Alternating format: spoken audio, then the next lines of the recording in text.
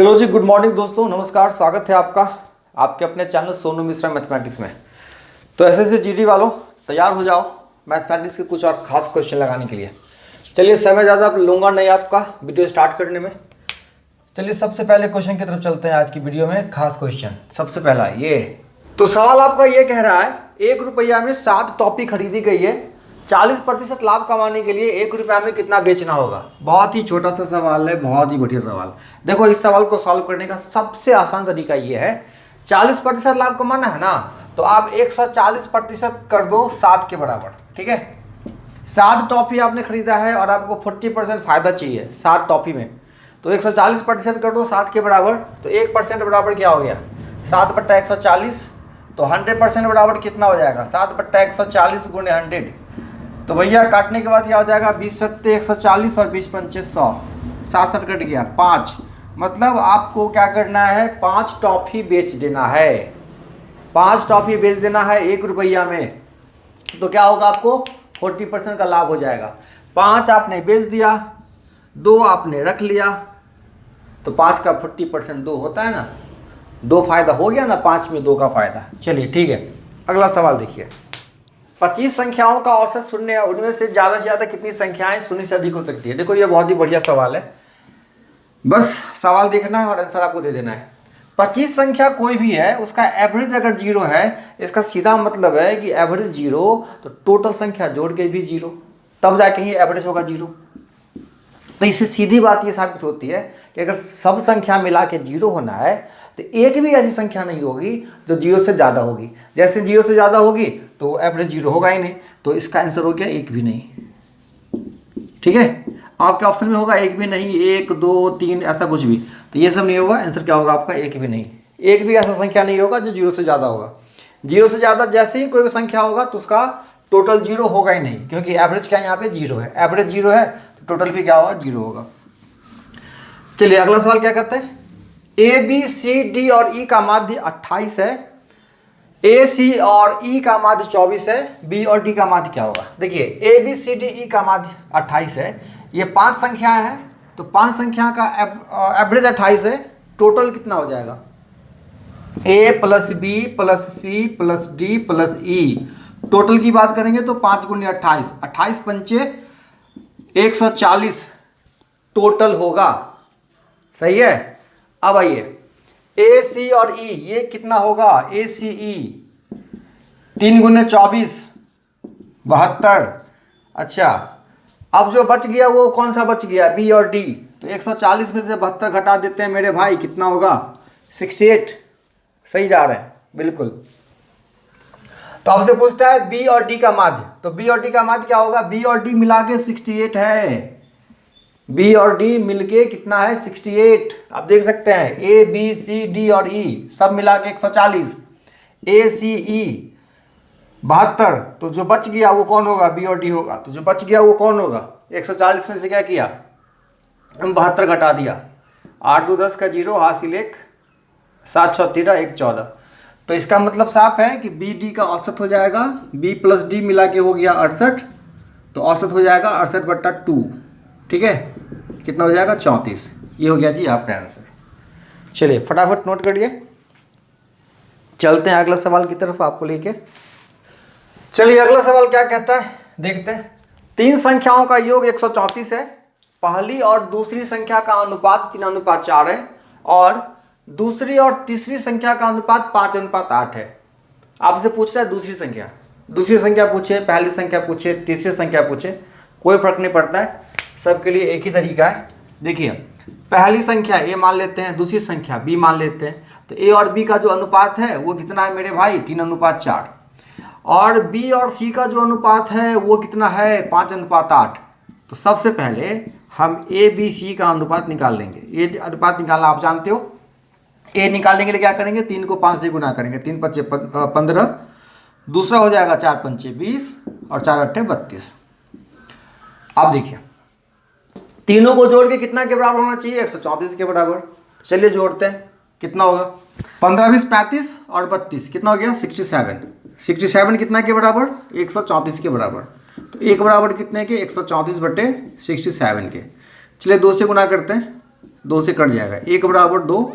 तो देखिए तो 15 बराबर 30, मतलब पहली संख्या 30, दूसरी संख्या 40 और तीसरी संख्या 64। ठीक है, चलिए फटाफट नोट करते चलिए, बहुत सवाल लगाना बाकी है अभी। ये सवाल टाइम एंड वर्क का है। सवाल को मैंने बहुत शॉर्टकट में लिखा है। सवाल आपका ये कह रहा है, ए किसी काम को करता है 3 दिन में, बी और सी मिलके करता है 4 दिन में, ए और सी मिलके करता है 2 दिन में, तो बी अकेला उस काम को कितना दिन में करेगा। ठीक है, देखिए जब ऐसे सवाल आपके सामने आ जाए तो आपको क्या करना है, सबसे पहले तीनों का एलसीएम लेना है। तो 3 4 2 का एलसीएम 12 हो जाना चाहिए। देखिए तो ए 3 दिन में 12 काम करता है, तो 1 दिन में कितना काम करेगा, 4 काम करेगा, ये वर्क बता रहा है। और बी और सी कितना काम कर रहा है मेरे भाई, 3 काम कर रहा है, क्योंकि ये पूरा काम करता है 4 दिन में। और ए और सी कितना काम कर रहा है, 6 काम कर रहा है। आपको ये पता करना है कि बी अकेला कितना दिन में करेगा, तो आप ये पता करिए कि बी 1 दिन में काम कितना करता है, बी 1 दिन में काम कितना करता है। तो ये कैसे पता चलेगा, ए कितना काम करता है, 4 काम, ए और सी मिलके कितना काम करता है, आप मुझे बता दो। ए और सी मिलके करता है 6 काम, इसमें ए कितना काम करता है, 4 काम, इसका मतलब सी का 2 काम है ना, 6 - 4, सी 2 काम करता है। क्लियर है। अब देखिए बी और सी मिलके कितना काम कर रहा है, 3 काम कर रहा है। बी और सी मिलके 3 काम कर रहा है, इसका मतलब उसमें सी का तो 2 काम है, सी का 2 काम है, तो बी का कितना काम होगा, 1 काम होगा। तब तो 2 काम 1 काम मिलके कितना काम हो गया, 3 काम। और बी अगर 1 काम कर रहा है ना मेरे भाई, तो पूरा काम कितना दिन में करेगा, 12 दिन में करेगा। कोई डाउट नहीं है ना। चलिए अच्छे से समझिए और नोट करिए।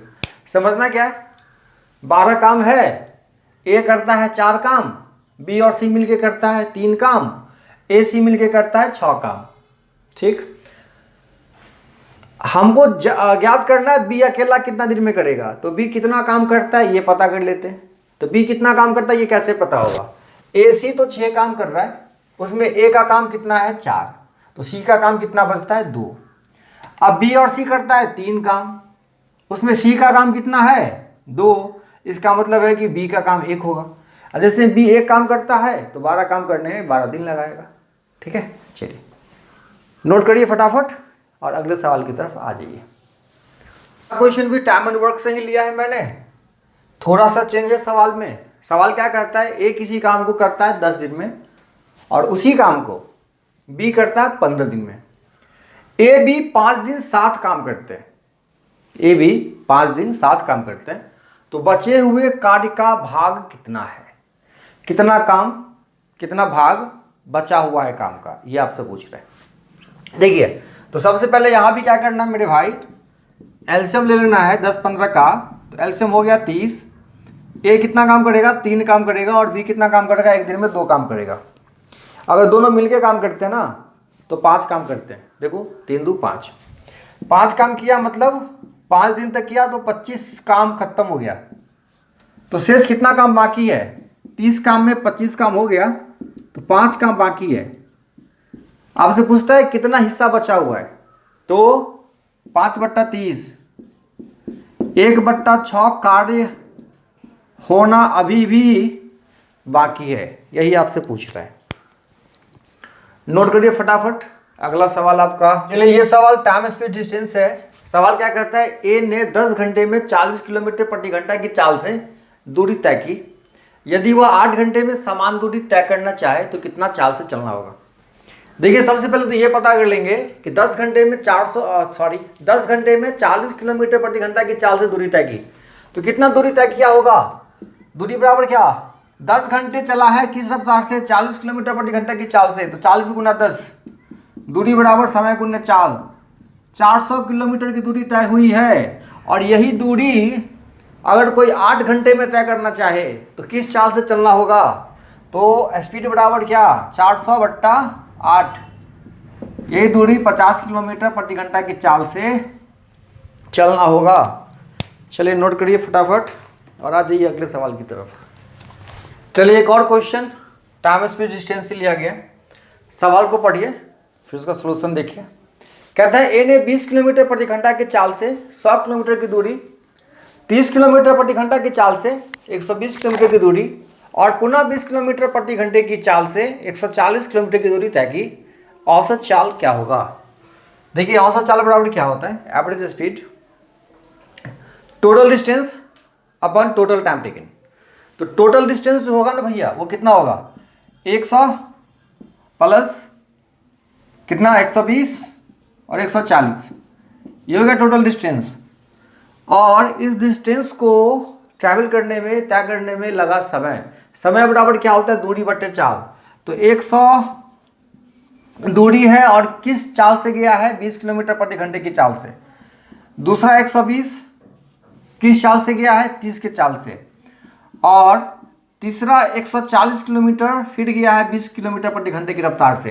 तो ये हो गया ऊपर डिस्टेंस, ठीक है। और नीचे हमको क्या देना है? टाइम देना है। समय बराबर दूरी बट्टे चाल। ये काम आप पहले भाग करके डायरेक्ट लिख सकते थे। यहाँ पे, यहाँ 5 लिखते, यहाँ 4 लिखते और यहाँ 3 लिखते। तो क्या करना है? तीनों को जोड़ेंगे, कितना होगा? 360।